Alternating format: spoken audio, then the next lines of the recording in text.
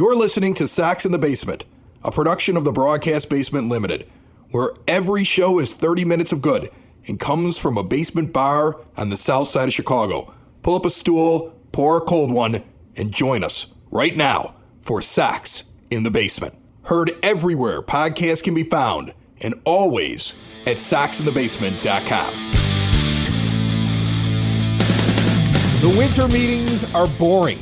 And they really have been. They've been awful. Like, here we go, expect to go to the winter meetings, and we're like, oh, God, Chris Getz is going to move Dylan Cease. He might move Eloy Jimenez. There's going to be signings. There's going to be movement. And all we're really doing is watching a bunch of teams sit there and go, well, we really can't afford Shohei Ohtani, but we're interested. And then slowly the teams peel away. They fall away like leaves off of a tree. And it's like, okay, Shohei, buddy, can you just go to Toronto or to the Giants? Because that's where you're going. I find it ridiculous that we have to wait on him. Like, I get it that there are teams that are like, well, this is our plan A. Plan A is signing Shohei Ohtani. But he's not going to pitch next year, so what does that have to do with Dylan Cease? That is weird. That's weird. Although Yamamoto is like, everybody's like enamored with him. That's true. They're always enamored. And this is typical White Sox, too. Instead of being enamored with the guy from the Japanese Baseball League, where, you know, everybody gets this like, oh, this guy could be, you know, the next big thing that comes in. What are the White Sox tied to? They're tied to Washington Nationals failure, Erick Fedde, who had a good year in the KBO last year, went to Korea and picked up some new tricks, or at least dominated over there. And that's the guy that they're tied to. Not the Japanese sensation, not the next big thing from Japan.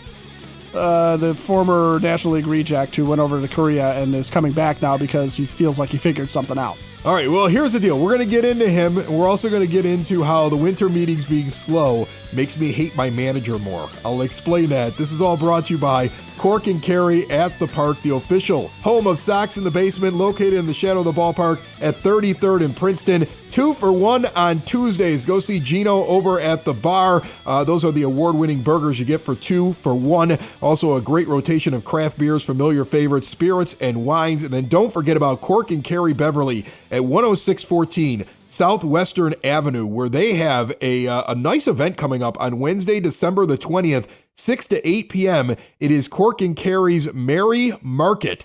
Get out there and just find some crafts, some things that you want to get for the holidays. I'm sure you can have a libation or two as you hang out along Western Avenue. Western Avenue is really pretty during this time of the year. All those different bars. And when you walk into Cork and Carry on Western, it's like one of those time warps. It's one of those Chicago bars where you walk in and you go, I bet you this looks just like what it looked like when Dad was in here in the 70s.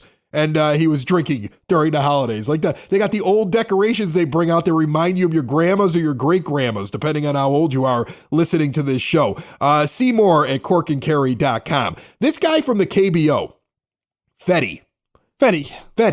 Here's the thing. First off, I'm not upset that they're attached to him. In fact, he makes an awful lot of sense for what they're trying to do. If it was a 1 year, well, I agree. If it was a 1 year prove-it deal with him, I'd be like, what are we doing? Because I don't like that. I think any 1 year prove-it deals, I think any real short-sighted signings, I have an issue with those because I want them looking towards the future. I want them looking towards being competitive in 2025. I've said that before. But you have so many holes on this team. Just because you got a guy who's slated to be a pitcher in your rotation in 2025 and he goes away in 26, that's fine because you're not going to sign 15 guys in the 24 in the 25 offseason next year. You're not going to completely buy like half a team in the free agent market, even if you have payroll flexibility. So you need guys like this. For sure, he's an innings eater. For sure, he's a guy that's going to go out and pitch 180 innings. I feel really confident in that. I believe that's what he went and did in the KBO. 180 and a third innings in the KBO, which is over in Korea, that is a very hitter-friendly league. It really is, actually. Yeah, and for him as a starter to go 20-6 with a 2.00 ERA and a 0.95 whip, like I don't expect that when he pitches in Major League Baseball again, right?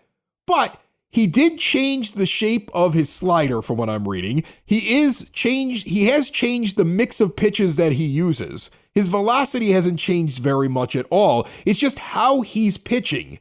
And at 30 years old, coming back after a year there, he could have a season and a reborn career much like Merrill Kelly just did with the Arizona Diamondbacks. And Merrill Kelly, if you remember, is a guy who had middling stats just like this guy did in the majors. You know, high whip, high ERA, just eating innings, really a fifth starter. You're kind of like, what is he? He's just like a guy. He's just like a dude. And then Merrill Kelly comes back, and he was so good coming out of the KBO in this past season. He was the guy that I was starting over Max Scherzer in my fantasy baseball league.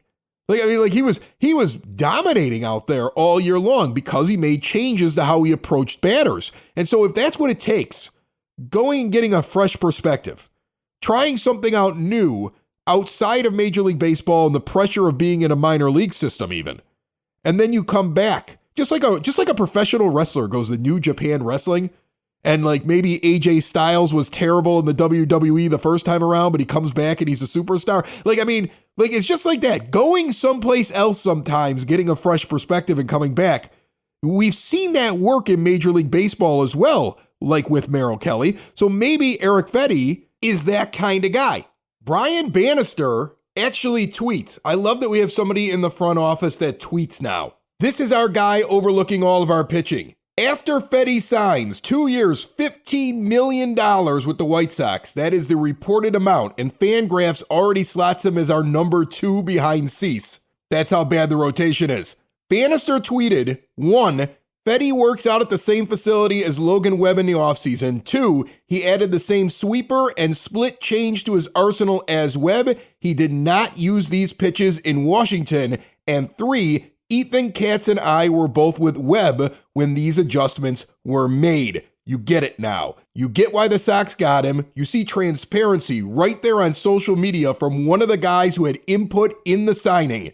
You see what the White Sox see in him and why they're bringing him over from the KBO. That's all you need to know.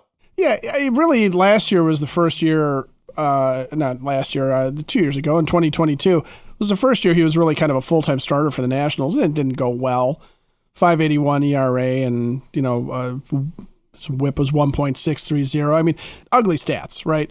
But, he goes to the KBO. He has a more dominating year than anything Merrill Kelly did there. And you're right. You got guys that come back, go overseas. They learn some new tricks. They learn some new strategy. They learn some new pitches. They get out of their system that they were in, and they're able to come back and recreate themselves. And it's happened before. It'll happen again. And sometimes it even happens just taking a guy who's a cast-off from one team and bringing him in and saying, okay, this is what we can do for you, and turn you into something better, right? So Fedde is a good example of what you would expect them to fill the rotation with for this year and maybe try and sneak it into next year. I'm not really expecting them to find their ace in this offseason. No, they're not. They're not finding their ace in this offseason unless they want to give more years than what I think would make sense, right? Like here's a perfect example. Like Jack Flaherty is out there, and you remember how dominating he was before the injury, right? Right. So supposedly the Pittsburgh Pirates media is talking about the idea that there's an offer on the table from the Pirates, but he wants more years. And you sit there and you think to yourself, like, they probably offered him something like what the Sox offered Clevenger, right? Like a 1 year with an option, some kind of prove it type deal. And that makes it seem like he thinks he doesn't need to take a deal right away because he can get himself 3-4 years someplace else. Now, if you really believe in him, you do it. But if you screw up, man, do you look stupid? And does it set you back having him stuck there with you for a couple of years? Because Jerry Reinsdorf doesn't just let you cut guys. Eventually you get to cut a Dallas Keuchel, but look how long it takes and how bad it has to get. So that's the thing with the Sox. I get the idea of bringing in a guy like Fedde because you have to start adding players. In fact, I like the idea that 2 years with him, if that was what the move is, the Soroka move where you're hoping that maybe you could sign him to an extension. The players that you're bringing guys that are on the cusp of being ready or guys that have shown flashes that make you believe they could be something, and they could be something long-term for you where you could even extend them, or you, like in Fedde's case, you at least got 2 years. It'll impact you in the 25 season. I'd rather have that than, let's say, you go out and you get Rich Hill at 45 years old or something when you know that he's got nothing to do with your future, and you're hoping he plays well enough so you can flip him for prospects as a trade deadline. If they were doing that, I'd be like, oh no, we're in for a long rebuild. But that's not what they're doing. So when I hear names like this, I go, okay, fine. We're not We're not going for the big boys, which is disappointing, and that's all Jerry Reinsdorf's fault because he's cheap. I saw that old man walking around already at the winter meetings. You know, he can't wait to get in front of a microphone when he's going to talk about anything that isn't the White Sox. He doesn't want to talk about the White Sox, but he'll talk about Hall of Fame votes whenever you get a microphone in front of him, because he likes being the elder statesman at these meetings where all the national media fawns over him because he's an owner and he wants to talk. But I bet you if somebody tried to ask him a question about his payroll and his team, he runs out of the lobby and goes immediately to whatever cave that he's rented for the weekend. And he's shockingly fast when he does that too. I mean, he looks slim. He looks slim. I'm hoping that's old man wasting away slim is what that is, and not the fact that he's in really good shape slim. And he's going to last to be 140. That's what I'm hoping. Well, 140. He's never going to give himself that many years. That's too big of a commitment financially.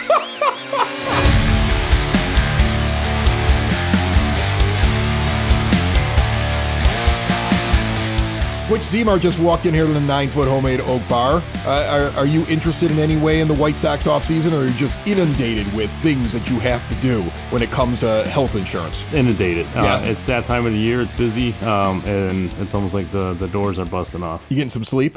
A little bit here and there. And you help businesses, small and big, get the best out of their insurance plans for their employees. Because if you think about it, it's not just the employee paying a premium and the company kind of covering it. The company gets affected by the bottom line as well. It's all about keeping people that you want around your workplace working for you because they're happy with the benefits, right? 100%. And employees are leaving companies for better benefits, and strategizing and making sure that you're doing the best not only for your bottom line as the company, whether you're the CFO or the owner, or to retain that employee, because that's talent, that's profit, that's money sitting on the table. And so making sure you put it together right. So if somebody wants to look into the possibility of reducing cost and probably getting better insurance for their own employees and making them happier, how do they do that? Call 708-535-3006, or you can email me at butch@elitebenefits.net. I want to talk about how Pedro is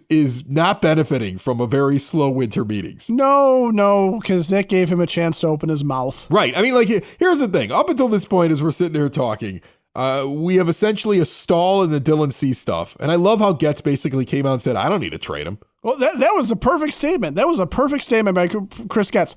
There's a pace to these things. I don't need to trade this guy. This guy's super talented. I want him on my baseball team. Only if it makes sense, which, you know, is basically telling the Dodgers, knock it off. You don't have enough stuff. I think he's telling the Orioles. I think he's telling the Orioles, you need to step up your game and you need to give me a lot more than you're offering. Right, because you keep seeing these names that are associated, but it's like I think they're just trying to switch out one of those high-end guys that's either AAA ready to start this year in the majors or has already had a cup of coffee and they know is a major leaguer. And they're trying to offer one of them, and Chris Getz is like, more than one. Because what you have is you have a pitcher that's better than Kenta Maeda and is going to cost less than what he signed for with the Dodgers. You have a pitcher who's better than Lance Lynn and is going to make less this year than what Lynn's going to make in his arbitration. And you got 2 years of control for him, and a competing team wants him. Trust me, a deal is going to get done. But what he essentially said is, I don't care if you think that this is going to get done during the winter meetings. I can wait as long as I have to wait. So that's good. I'm glad he went out and he said that. He's handling it properly. But essentially, nothing's happening right now in the winter meeting. So it's giving guys like Pedro a chance to make headlines in Chicago. And his headlines are terrible. He goes and he talks about his hope for the team and how they're in such a good position. And, you know, the one thing that I thought was hysterical is that, you know, and I love Scott Merkin. He's great. Comes on the show all the time, but it's so boring. He wrote an article about Pedro where he said that after Pedro Grifol had played the Diamondbacks in the last week of the 23 season, he told those around him that the D-backs were going to the World Series. He liked the fearlessness, their personality as a team, and he wants the same from his group. Well, la-di-da. A manager after he played a team in the end of the season after his team underperformed and he did a poor job as a manager, continuously plugging guys in the positions in the lineup and out on the field where they had clearly shown that they weren't equipped to be there, stubbornly sticking Tim Anderson up at the top of the order when he was never going to come out of what he was doing, and handling his pitching staff poorly. That guy gave an opinion to some people and just happened to get lucky enough that they actually made it to the World Series. And that's how boring it is right now that there's an article on it. And I don't blame Merck for that because he's got to find something White Sox related when he's there. But I'm telling you, every time I read something about Pedro and every time I see him talk about his positivity about this team, I am convinced that he is either A, somebody who is the front man for this team, who is going to give you the rosiest outlook on everything because they need that. For the bad fans, for the ones that need to hear, we're going to go for the World Series this year. And they go, I can't wait to buy my tickets and sit out there. Like, he needs to be that for that section of the fan base. Or B, he is an absolute buffoon. Now, maybe it's both, but it feels like he's either the front man for the idiot part of the fan base, okay, or he's an absolute buffoon. I'm going to add a column C to that one. And there's a group of professional in professional sports, the coaches, managers, whatever they call them in their particular league. There's always a couple of guys that are in the league that are sitting in the big chair that basically treat a professional team like they were, coaching a group of third graders. Okay, where they want that relentless positivity to come through and just say, like, if I'm constantly positive about this, I can inspire these kids, even though some of these kids are pushing 40 years old.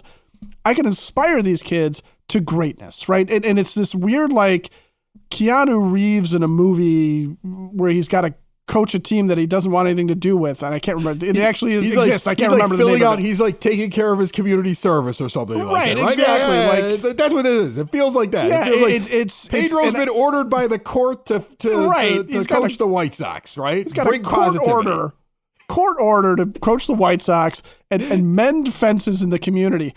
So, and I think that there is something to the other two, though, where, like, he feels like if he's relentlessly positive, the fans will come around to it, which we won't because we're jaded beyond ever falling for that trick, Pedro.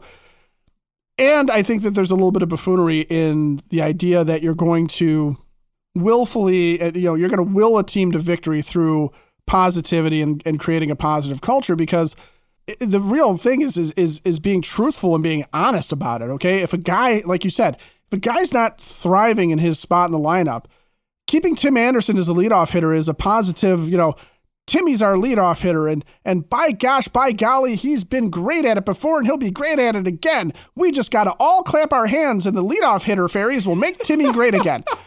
And you do that, and it's kind of stupidity because the real honest assessment of it last year was Tim's going through something, man. We don't know if it's physical, we don't know if it's mental, we don't know if it's both, but whatever it is, he's not leading off for this team. He's got to go a little bit lower in the lineup. He's got to hit somewhere else. He's got to try and get his way out of the funk. We got to put Benintendi up there. We got to put somebody else up there. That's an honest assessment. And it is a little bit of buffoonery. And I do think that that's one of the things that drove us mad about Pedro was when he was hired, he talked about changing the culture, which I think all fans appreciated because we saw that Tony had completely lost the locker room and kind of fouled things up. Everybody likes change. Politicians go, we're going to change something, and people start voting for him, right? Like, everybody loves change. Unfortunately, sometimes we find out that there isn't any real change, or their change is bad change. And their change is not just bad, but like toxically dumb. I mean, here's the thing. I've seen a few people. Online. I know that people are asking the question, why is he still the manager of the team? And I would offer that if I were Chris Getz and I knew I wasn't going to be competitive in 24 and I needed somebody to sit out there and be the pincushion for the anger of White Sox fans, I'd leave that guy in that chair. Oh, yep. Right? I'd be like, I'm going to say all the right things, right? I'm going to craft my team. I'm going to put it together, right? And I'm going to let him sit in that chair and draw the ire of every intelligent fan that I have who's angry about what this team is, because he's perfect for it. He says enough sound bites every time he sits in front of a microphone that makes a fan angry with his perspective on the team. Because he gives the impression he doesn't know what he has. He gives the impression that he doesn't understand where the fault in the team is. He's actually the last holdover of the garbage we would hear from the front office from Hahn and Williams and company. The idea that, as long as everybody has a career year and they all just try a little bit harder and nobody gets injured, we're going to win a World Series. And he says things like he's trying to win a division instead of talking about winning championships. He does all the little things that piss White Sox fans off. And if I were Chris Getz, I'd be like, yeah, well, the old man doesn't like me getting rid of managers. And if I bring in a new guy, he's going to take so much grief. They're going to hate him or they're going to come after me. But if I leave this guy in front of a microphone every day. Positivity out there, yeah. Right. Like that. Like, I wouldn't want to move him. If I were Getz, I'd be like, it's a lost year anyway. Leave him in there. He can run his little system and his fundamentals and stuff like that. He doesn't seem like he's a very strong personality. So whatever I tell him to do, he's probably going to do it. Right? He's not going to give me any kind of grief about how he wants to do things because he just wants me to like him enough that he's going to get to keep managing and get to manage in his third year of his contract. So he's going to be Mr. Positive, listen to everything I say. And every time he says something stupid, people will be mad at him. And I can sit over here and build the team in peace. If I were Getz, I'd keep him there. Oh, absolutely. Call it Operation Human Shield. Right. That's what he is. Pedro Grifol, the human shield of the White Sox front office.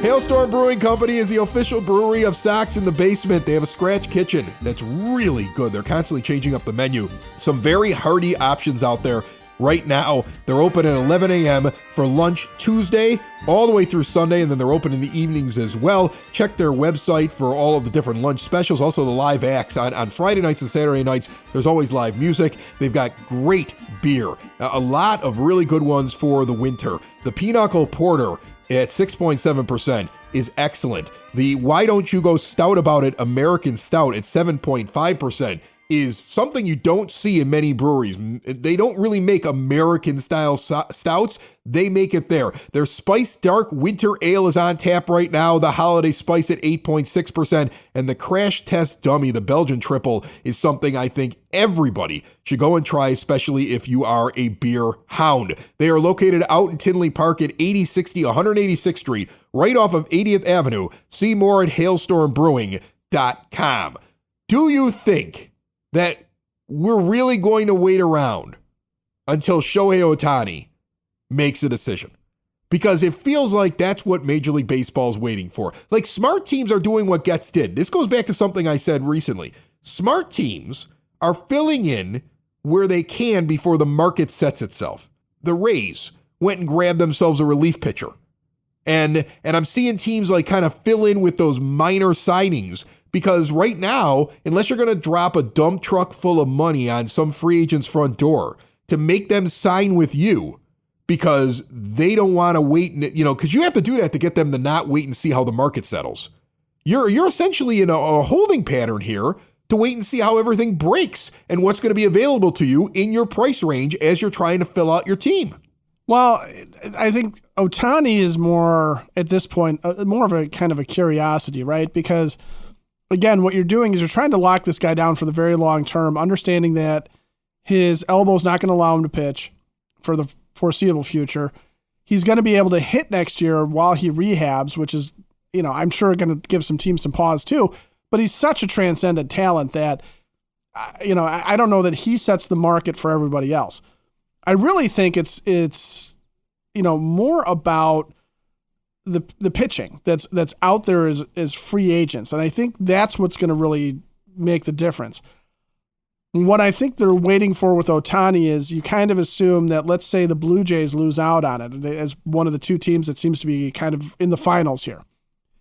What are the Jays going to do? Because if they were going to commit all that money to Ohtani, where are they going to put that money? So a guy like a Jack Flaherty looks at that and goes, all right, maybe I will hold off for a bit, because if they decide that they're just going to add to their rotation and try and bolster their pitching, maybe I got a shot with those guys to get the years and the dollars I really want, as opposed to a make it deal with the White Sox or whoever else, right? And I don't even think Flaherty's coming here, because I'm guessing he's probably going to hold out for more money than he's worth.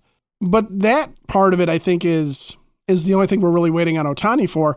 And I think if it comes down, as we're starting to dwindle down to a couple of teams, I do think what you'll see is when the Dodgers are officially out, when the Cardinals are, they know that there's no prayer of them getting in on certain free agents, when you have some of these teams that are been tied to Dylan Cease, the Orioles. When the Orioles aren't getting that pitcher from Japan, when all of that starts to settle out, when they realize that these guys are down to a couple of choices, I think you'll start seeing some movement underneath there. Because I think what you're going to see happen is if the Orioles want to make sure that they get their ace, they want to get a top pitcher, if they know they're out of the running for one of the free agents, then there's no reason why they shouldn't try and give Chris Getz the deal that he wants to try and bring Dylan Cease over to Baltimore. Or if the Cardinals are trying to do something along those lines, they realize they're going to be priced out of the free agent market after they signed Gibson and Lynn, which is their fault for doing that, then, they're going to make their best pitch for Cease. So I don't know if it's necessarily we're waiting for him to sign so much as we're waiting for that to come down that your team is out of it. Your team has no prayer on this free agent. Your team has no prayer on whatever premium guys are out there. Meanwhile, I feel like everything that I'm hearing from Chris Getz and the other members of his front office that are at the winter meetings, it really does sound like I hate saying this. I hate saying, trust me, folks, I'm going to be right about this, but it really does sound like they are shopping as well. They are shopping to add things to their team. They're not just going into rebuild mode. They're not just trying to say, hey, we've got, this player and we're just trying to unload him for prospects. Who's going to give us the best package? That's not what they're doing here. Like what Cease is going to command, it looks like all of the people they're talking to are flush with players that are major league ready or even major leaguers if you look at what they did last year. And they're young and they're controllable and they're trying to make a move to get players at that level so it's not a long-term rebuild. But it also feels like they're having conversations with agents and with teams even to try to find players that will be at the major league level. It's very different. I know it's hard to remember because it feels like eons ago when they went into the last so-called rebuild this team. And we had a pandemic in the middle of the thing, which makes it feel like it was 30 years ago instead of only 6?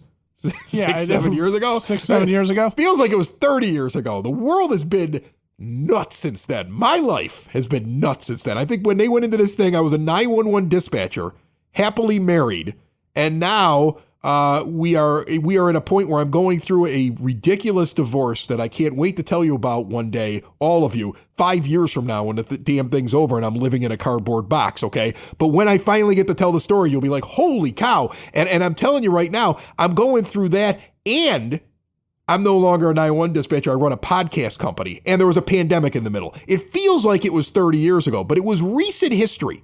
And when they did that last time, I remember that offseason being, we're moving these players, we're selling them, what's the best prospect package? Nobody was talking about trying to bring in pitching. Nobody was talking about trying to bring in players and change things at a major league level during that offseason. So that's why I continue to be convinced, until proven otherwise, that this is not the same thing, as much as there are negative White Sox fans that are out there. And again, look, I get angry and I get negative too.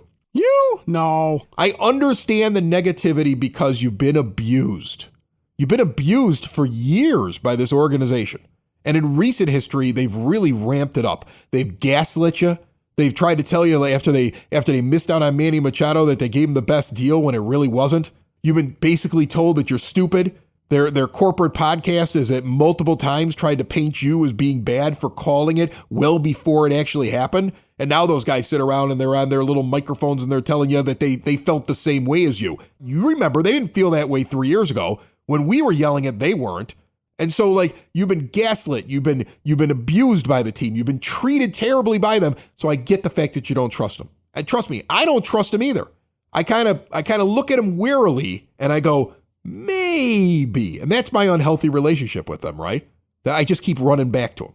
Maybe this guy Getz and the new guys he brought in, it'll be different. Maybe they can work around the old curmudgeon that has all the money that constantly gets in the way of his own team being successful. Because he does. All right? Maybe they can find a way to work through the garbage that's inside of their own house created by the owner that they have. Maybe. And I'm in that mode but I still understand the fans that look at this and say, this is terrible. We're in another 7-year rebuild and I hate this team. I get you. I understand you. I just don't think that's what's happening. Well, look at some of the rumors, right? Talk about the Cardinals as an outsider for getting Dylan Cease. And the names that are being floated are guys like Brendan Donovan or Lars Nootbaar. Those are major league players. Those are guys that were starters for the Cardinals last year that are young, controllable starting position players. They're not talking about, their top end prospects. They're talking about guys that have been in the majors, a guy like Alec Burleson or, Matthew Liberatore, who pitched in the majors last year and is major league ready. That type of a package makes a lot of sense because what you're really doing is you're saying, here's a team that has positions that are going to be unmanned, or you don't really have a solid feel for what they're going to do in the future because there's some stopgaps there, okay? Like Nicky Lopez and Paul DeJong. When you're looking at what teams are able to offer, that's why the Dylan Cease thing is so interesting, because it isn't just a traditional sell-off. It's like the Aaron Bummer thing where you really had one prospect come back. Everybody else is a major league player. If you're going to worry about this rebuild, they would have already made certain moves, okay? Because giving up prospects for controllable young players is an easy thing for any general manager to sell to their owner across anywhere in the majors, right? They would have moved more guys. They wouldn't just be talking about Cease right now. Right. You would have a laundry list of guys that are on the move. Nobody would be safe. And here's the thing: it wouldn't be for like high end guys. Like, I'm not saying that there's a bunch of talent on this team that would bring back high end prospects, but you would be seeing that thing where they were just clearing the decks to get, like a single A or double A shot in the dark type player. They'd be moving everything right now, and and I don't see them doing it. Like, look, this team is bad. This team's got a lot of holes in it. This team's going to lose a lot of games next year as it's currently constructed. But you could actually tear it down more if you really wanted to. And if you're really going into a long rebuild, that's what they would be doing. Well, if you're really going into a long rebuild, Andrew Vaughn is gone, Eloy Jimenez is gone, and maybe even Luis Robert Jr. is gone. If you're really going into a long rebuild, he's a shining star out there, right? That's the thing. When I hear Getz basically shooting it down at the winter meetings, okay, because that's what he's been basically shooting it down at the winter meetings. I'm convinced he isn't going to move him. And when I hear that, I go, okay, if he's not moving him, this isn't a long-term thing. This is a quicker turnaround. Okay, again, that's probably the one benefit to having him in there. A person that, again, we never wanted in there in the first place. He's been there for 7 years. He doesn't want to sit around for 5 more sucking. He went through this too with us. And if he really was a voice that was in there that nobody was listening to because he really didn't have any power and he was just surrounded by morons, then he doesn't want to go into something that's going to take a long time either. Nobody wants to live that way. Look, the only real positive that's come out of the winter meeting so far, though, Ed, is that Joe West was up for the Hall of Fame and didn't come anywhere close. And I hope that continues forever. And he can write a country song about it, and he can be sad, I mean, let's be honest. If you're an umpire and I know your name, you are a bad umpire. There's a reason why most people, when you say Angel Hernandez, know exactly who you're talking about. Right. But I can't even think of another umpire to mention to you that I can sit there and say, by example, you don't know who I just said. Angel Hernandez, a guy that Major League Baseball proved in court was the worst umpire they had after he sued them. And they still can't fire him because it's like the most powerful union in the world right now, the MLB Umpiring Association. Just amazing. Yeah, you get on your horse. Actually, if he sat on a horse, the horse would die. Get in the back of your carriage. Certainly go the wrong way. Yeah, get in the back of your carriage, Cowboy Joe, and have that team of stallions ride you off into the sunset. We don't want you in the hall. Sox in the basement. Sox in the basement. Sox in the basement. Sox in the Basement. Heard everywhere podcasts can be found, and always on soxinthebasement.com.